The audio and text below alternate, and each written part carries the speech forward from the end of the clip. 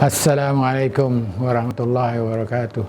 Majlis Raja-Raja secara rasminya ditubuhkan selepas pada 1 hari bulan Februari tahun 1948. Tapi bibit-bibit pertemuan antara Raja-Raja memang telah berlaku seawal 1896, iaitu selepas 4 negeri-negeri Melayu yang disekutukan semasa kerajaan tersebut di bawah pengaruh dan perlindungan Inggeris, iaitu Pahang, Perak, Selangor dan Negeri Sembilan. Pertemuan pertama itu disebutkan sebagai Darbar dari satu perkataan Parsi yang bermakna pertemuan ataupun balai perbincangan. Mula-mulanya perkataan seperti itu digunakan di India apabila British di sana juga menganjurkan pertemuan antara maharaja-maharaja tertentu. Tetapi kadang-kadang dia cuma satu rapat am yang berlaku misalnya di India pada 1935 ketika King George kelima, Raja England yang pertama yang bergelar Emperor of India dan Raja pertama yang mengunjung ke negara India. Masa itu belum India lagi lah, sebab dia belum merdeka. Jadi perkataan kita guna itu adalah perkataan Parsi dibawa dari India dan itulah pertemuan pertama 4 raja-raja Melayu secara rasmi bertemu, membincang dan bertukar-tukar fikiran sesama baginda sekalian dan juga barangkali antara baginda dan pihak British yang berpengaruh di negara kita lah. Pertemuan-pertemuan begitu secara rasmi saya ingat ada bilangan 9 saja, tapi yang tak rasmi ada juga Darbar yang diadakan di Singapura yang melibatkan lebih pada 4 raja-raja Melayu. Bekas dipersilakan juga Sultan Kelantan, Sultan Kedah dan sebagainya berkunjung dan bertemu, berbual-bual secara tak rasmi di Singapura. Mungkin untuk saling mempengaruhi antara satu sama lain demi kebaikan, kebajikan, kemajuan seluruh semenanjung barangkali lah.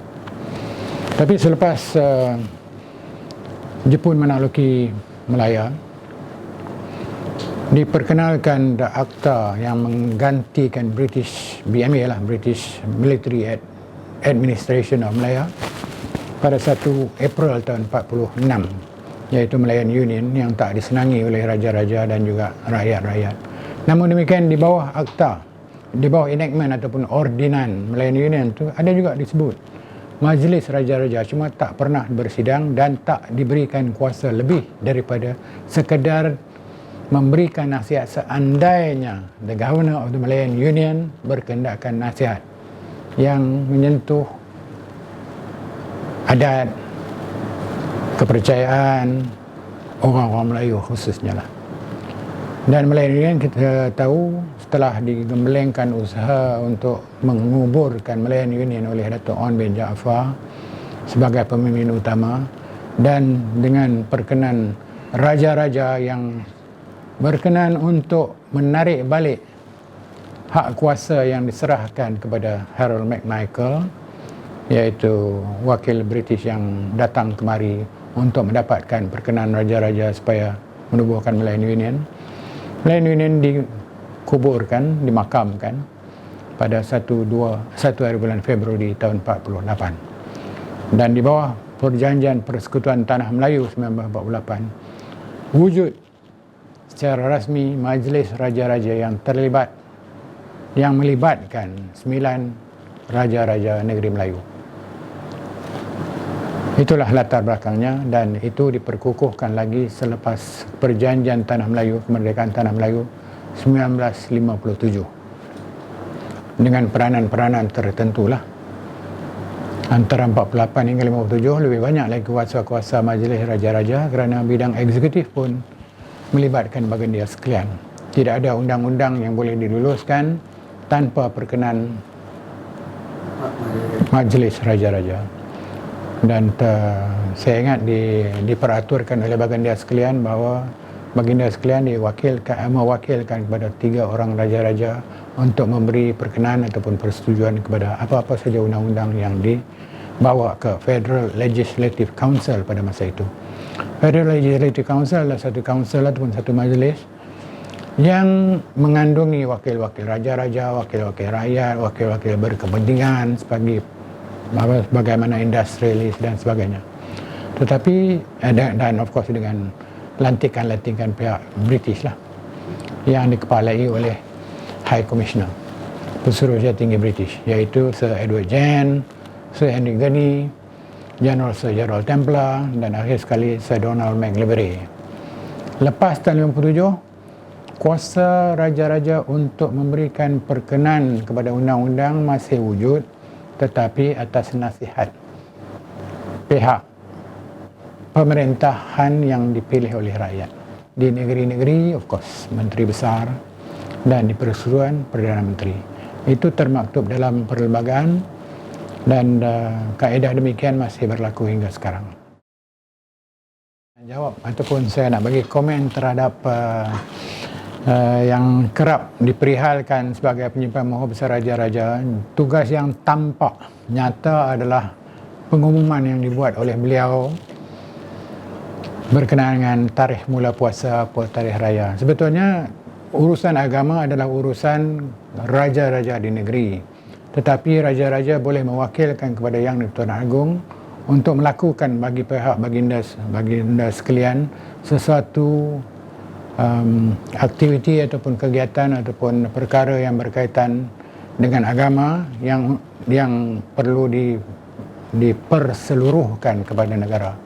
Jadi baginda sekalian telah menentukan bahawa pengumuman raja hari raya dan hari raya puasa dan sebagainya hendaklah dilakukan oleh Yang di-Tuan Agong setelah mendapat perkenan oleh baginda sekalian. Dan pengumuman itu dititahkan supaya penyimpan mahu besar raja-raja yang mengumumkan setelah Yang di-Tuan Agong mempersetujui. Dan soalan yang baru dikemukakan oleh saudara iaitu bagaimana proses dan pemilihan Yang di-Tuan Agong. Sebetulnya bukan pemilihan agung saja, pemilihan Yang di-Tuan Agong dan timbalan Yang di-Tuan Agong. Jika ada sesuatu kekosongan dalam mana-mana jawatan tersebut, iaitu sama ada kosong jawatan Yang di-Tuan Agong ataupun timbalan Yang di-Tuan Agong, sama ada kerana sudah tamat tempoh perkhidmatan 5 tahun atau kerana kekosongan sebab lain, termasuklah perletakan jawatan sebagaimana yang berlaku tempoh hari setahun yang lalu, maka penyimpan mahu raja-raja akan melakukan beberapa tugas tertentu. Pertama, sebelum tamat tempoh, kalau tempoh itu adalah tempoh 5 tahun, sekurang-kurangnya 4 minggu sebelum tamat tempoh, beliau hendaklah menghubungi raja-raja, menghadap raja-raja untuk menentukan sama ada baginda berkenan untuk ditimbang untuk menjadi Yang di-Tuan Agong seandainya dicalonkan. Dan setelah mendapat titah-titah baginda sekalian, maka beliau sebagai setiausaha akan melakukan tindakan selanjutnya untuk mengadakan tempat pemilihan borang ataupun ballot papers untuk menentukan sesiapa yang akan dipilih oleh baginda sekalian sebagai Yang di-Tuan Agong. Pemilihan ini bukanlah macam pemilihan dalam parti politik atau pemilihan raya, yang ini calon bertanding antara calon. Sebab kita mengamalkan bahawa pada pusingan pertama, 9 Yang di-Tuan Agong telah pun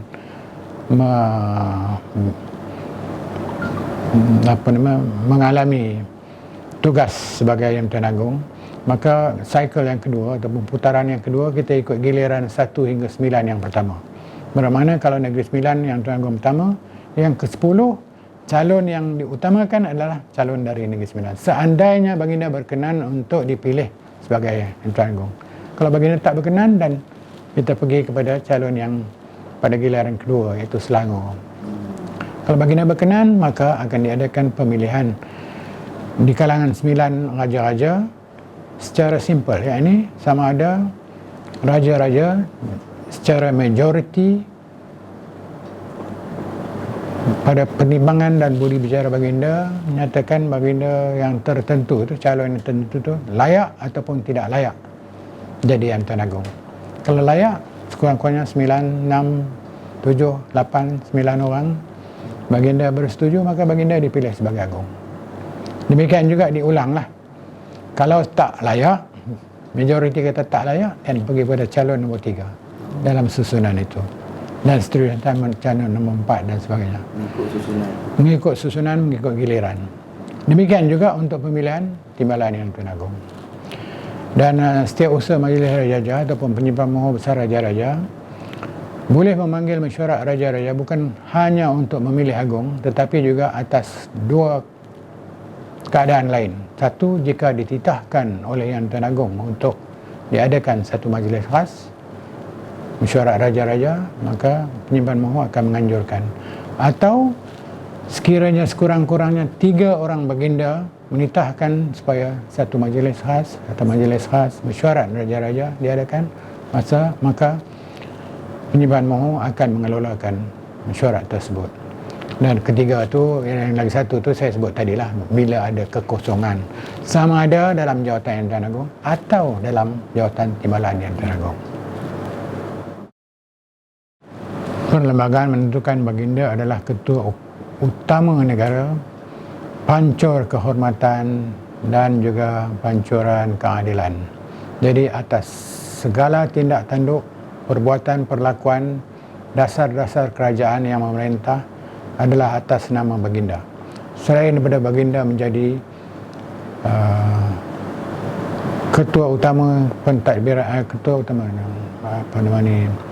kepala segala semua angkatan tentera, General Officer in Command of the Armed Forces, dan adalah beberapa perkara lain yang ditentukan oleh perlembagaan. Tapi baginda juga ada mempunyai budi bicara lah dalam pemilihan pemilihan Perdana Menteri dan beberapa pemilihan jawatan yang lain. Itu kuasa dan wibawa, yang ini power dan authority yang ditentukan oleh perlembagaan. Ada satu perkara yang penting adalah baginda mempunyai pengaruh yang besar melalui nasihat, amaran dan juga rundingan dengan baginda. Perdana Menteri menghadap Yang Tuan Agong setiap minggu sebelum persidangan kabinet, di mana Perdana Menteri akan menyembahkan perkara-perkara yang akan dibincangkan. Tentulah Yang Tuan Agong juga mempunyai pendapat dan pandangan yang dititahkan kepada Perdana Menteri. Dan saya percaya semua Perdana Menteri selama ini telah pun mengikuti ataupun memberi pertimbangan khas ataupun meneliti semula sebarang cadangan dasar ataupun hatta bil, rang undang-undang dan sebagainya. Dan itulah pengaruh yang kuat yang ada di tangan baginda. Yang di-Pertuan Agong hanya wujud dalam negara kita sebab dalam dunia cuma ada 4 saja raja-raja yang dipilih dari kalangan raja-raja. Yang ini the sovereign elected by some body ataupun some institutions. Satu kita, nombor 2 UAE, di mana 5 negara-negara Teluk memilih ketua mereka. Cuma mereka itu tidak memilih mengikut giliran. Bila sekali dipilih dan Amir itu akan menjadi ketua UAE lah. Dan yang ketiga, yang lazimnya orang tak menghiraukan ataupun tak menghitungkan ialah actually Pope. Pope adalah juga Raja Negara Vatikan selain menjadi kepala agama Roman Katolik. Dan Pope adalah dipilih oleh College of Cardinal. Jadi 3. Cuma kita ni raja dipilih dari kalangan raja-raja mengikut giliran. Itu institusi khusus, institusi unik bagi kerajaan kita sebab latar belakang sejarah kita adalah berlainan. Negara ini mengandungi 13 negeri, tak termasuk wilayah-wilayah persekutuan. Dan 9 raja-raja ikut turun-temurun. Bagaimana bila merdeka kita nak adakan satu kepala utama negara?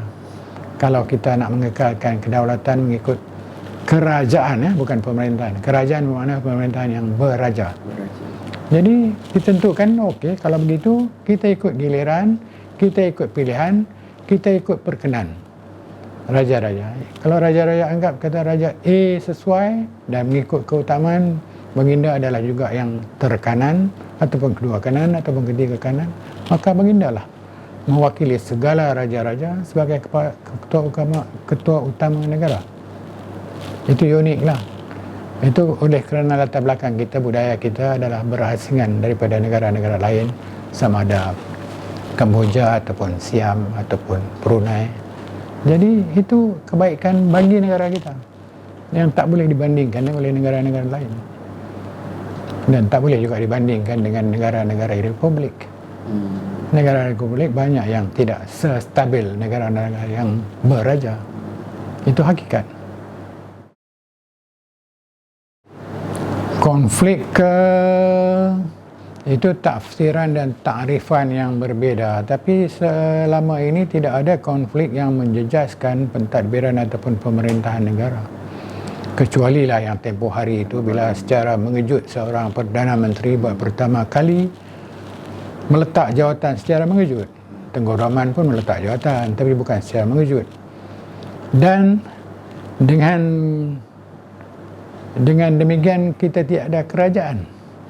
Kita ada satu interim Perdana Menteri. Tak wujud dalam dunia sedemikian.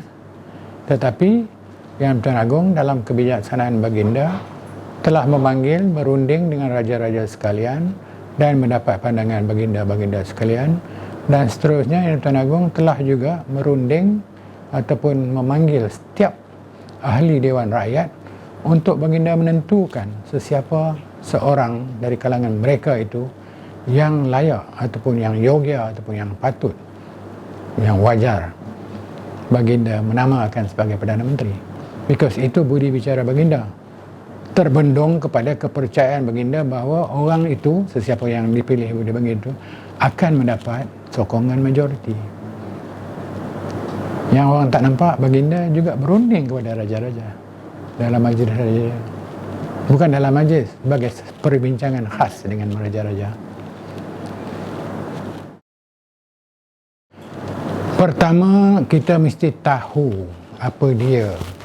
Bila kita tahu sesuatu itu, baru kita boleh bergerak kepada satu tahap lebih tinggi, iaitu kita faham apa dia, mengapa, bagaimana. Lepas faham, kita harus sedar apatah manfaatnya. Dan peringkat keempat, tahap yang terbaik dari segi pertimbangan manusia adalah peringkat ataupun tahap keinsafan, bahawa ini adalah yang unggul, yang terbaik, yang ideal bagi negara kita, berasaskan kepada sejarah perkembangan budaya kita dan kerajaan-kerajaan yang pernah wujud di Semenanjung, Sabah, Sarawak. Jadi selama ini tidak ada sesuatu pun kecacatan dalam institusi Yang Tuan Agong maupun raja-raja. Dan kalau kita bandingkan dengan negara-negara lain, mungkin boleh diperhatikan, disedari dan diinsafi bahawa institusi ini bukan saja sebagai symbol of nationhood ataupun satu lambang perlambangan kenegaraan dan kedaulatan, tetapi adalah juga penjana kepada satu kestabilan masyarakat. Bila ada kestabilan masyarakat, kemajuan boleh dilandaskan atas kestabilan itu. Kalau masyarakat porak-poranda, sukarlah nak mencapai sesuatu kemajuan. Jadi, tapi walau bagaimanapun, kesedaran ini wajarlah dibiak, disemai dari peringkat sekolah melalui pengajaran sejarah, pengajaran sosio-budaya dan sebagainya. Mungkin di situ ada sedikit-sedikit kelemahan yang perlu diatasi. Dan kita harus juga sedar bahawa bila kita cakap pasal raja, kita sebetulnya melihatnya dalam dua aspek. Satu, pribadi baginda sebagai personality, sebagai seorang, sebagai watak biasa manusia. Satu, sebagai institusi. Sebagai institusi, baginda adalah satu persona. Yang ini satu projected public image baginda sebagai lambang negara ataupun negeri lah, kalau ikut peringkat negeri. Kita tidak boleh mengikut misalnya contoh Amerika, di mana allegiance ataupun ketaatan mereka diperihalkan sebagai allegiance to the state, allegiance to the constitution and flag of the United States. Kesetiaan kita adalah kepada raja. Sebagai raja adalah melambangkan negara. Yang ini baginda adalah institusi atas nama baginda. Semua undang-undang, semua dasar dan semua kemanfaatan dan kebaikan yang diusahakan bagi pihak rakyat adalah atas nama baginda. Baginda adalah manifestation ataupun personification pribadi negara dalam bentuk manusia lah. Negara kita actually mengamalkan sistem demokrasi. Sistem demokrasi bermakna kuasa adalah pada rakyat. Tapi rakyat perlukan sesuatu bendungan ataupun susuk yang mengukuhkan kenegaraan. Dalam 3 aspek penting, aspek perundangan, aspek keadilan ataupun kehakiman dan juga aspek eksekutif ataupun penguatkuasaan undang-undang dan sebagainya. Baginda mempunyai peranan sebagai ketua utama yang 3 itu. Malahan parlimen dalam bidang perundangan, baginda adalah sebahagian daripada parlimen. Parlimen mempunyai 3 komponen, Dewan Rakyat, Dewan Negara dan Yang di-Pertuan Agong. Jadi bila baginda membuka parlimen, sidang parlimen 5 kali setahun, itu bukan saja peranan untuk membaca teks ucapan yang didraft oleh Perdana Menteri, tetapi adalah sebagai perlambangan bahawa baginda adalah kepala kepada parlimen dan kerajaan yang dipilih rakyat adalah kerajaan baginda. 1. Itu dari segi perlambangan. Tapi selepas tahun 70 kita ada juga satu piagam yang kita namakan Rukun Negara. Rukun Negara mempunyai 5 cita-cita yang kadang-kadang orang lupa. Cita-cita nombor 1 adalah untuk mencapai perpaduan yang lebih erat di kalangan rakyat. 2. Memelihara cara hidup demokratik. Nombor 3. Mencapai masyarakat adil, di mana kemakmuran negara wajar ataupun patut atau hendaklah dinikmati secara bersama. Nombor 4. Memelihara sikap liberal terhadap kekayaan tradisi dan budaya berbagai bangsa, berbagai ras dan kelompok manusia yang ada dalam masyarakat Malaysia. Dan kelima, menggunakan sains dan teknologi untuk kemajuan. Jadi 5 cita-cita itu hendaklah dicapai dengan beralaskan kepada 5 prinsip. Prinsip 1, kesetiaan kepada raja dan negara. 2, keluhuran perlembagaan. 3, kedaulatan undang-undang. 4, itu nombor 5. Percaya kepada Tuhan satu. Saya terlepas tadi. Kepercayaan kepada Tuhan. Dan kelima adalah kesopanan dan kesusilaan. Ini harus dimengerti. Kepercayaan kepada Tuhan berarti bukanlah pada peringkat individu. Kalau orang tu free thinker ataupun atheist, dia dipaksa menganut sesuatu agama. Tak, itu mencapai perpaduan di kalangan rakyat, iaitu cita-cita yang pertama Rukun Negara, beralaskan salah satu daripada prinsip kepercayaan kepada Tuhan. Bermakna tak ada sesiapa pun patut memupuk, menjana, membiak ataupun menganjurkan supaya masyarakat Malaysia ni bergantung kepada ideologi yang tak percaya kepada Tuhan, seperti komunisme dan sebagainya. Dan kesopanan dan kesusilaan itu berarti bahawa kita tidak menuduh di kalangan warga negara kita sendiri mengikut prasangka ataupun emosi yang menyatakan misalnya kelompok A tidak setia kepada negara kerana dia adalah dari kelompok itu. Secara individu mungkin dia tak setia, tapi kita tak boleh tuduhkan orang tu malas kerana dia dari satu-satu kelompok. Su tu maknanya cantik. Oh, su tu. Ya. Macam kesusastraan, kan? Sastra tu tulisan yang cantik. Kalau nama Presiden Indonesia Susilo Bambang Udayana dulu kan, Susilo tu susila, perilaku yang baik. Itu arti nama dia yang dijawakanlah Susilo. Soeharto, harta yang baik, harta yang cantik, harta yang indah. Soeharto kan Presiden Soeharto. Dia orang Jawa, dia tak kata Soeharta, dia tak kata susila, dia kata susilo. Su ke? Tapi itu sampingan lah, cuma itu pengertian su tu, kesusilaan dan kesopanan. Sopan itu lah sopan. Perilaku yang baik juga kan.